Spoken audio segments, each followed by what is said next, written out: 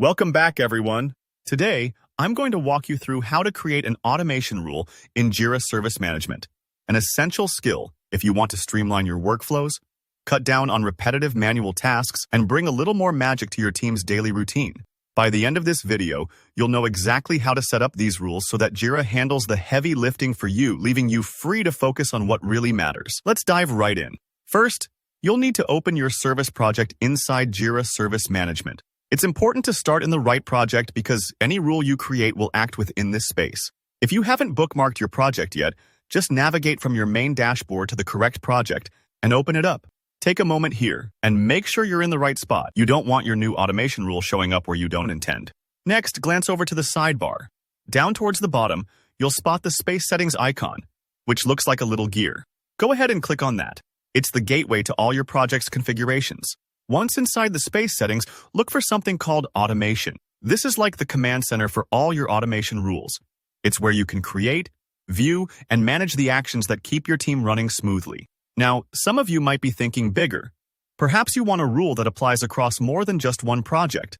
If that's the case, you'll need site admin access. Instead of heading into space settings, you'll go to System and find Global Automations. This is perfect if you're managing processes that span multiple teams or departments and want consistency everywhere. But for today's example, we're focusing on a single service project. Here's where the fun really starts. You've got two main options for creating an automation rule. You can build one entirely from scratch, which gives you total control but can be a bit time-consuming, or, my recommendation for most users, you can use a template. Templates are a huge time saver because they come preloaded with the basics, so you don't have to reinvent the wheel. When you select Create Rule from Template, you'll notice a range of options, including templates for Rovo AI agents, lookups, strategy, and product discovery, among others. If you aren't sure which template fits your needs, don't worry.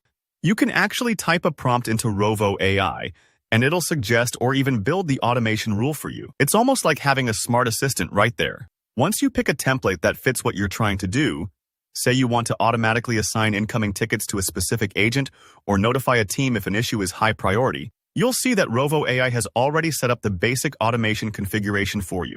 Now, this is where you want to slow down and review each part of the rule. Double-check the triggers, conditions, and actions. For example, if you need notifications to go to a different group or want to add extra criteria, this is your chance to tweak things so the rule fits your workflow perfectly. Don't worry if you need to go back and edit things. A lot of automation setup is trial and error, and that's totally fine. Once you're happy with how everything looks, all that's left is to hit Turn On Rule. And there you have it. Your automation is active.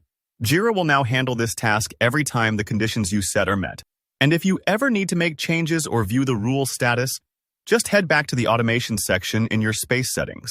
I hope this walkthrough made automation in Jira Service Management feel a lot less intimidating and a lot more powerful. If you found this tutorial helpful, please give it a thumbs up.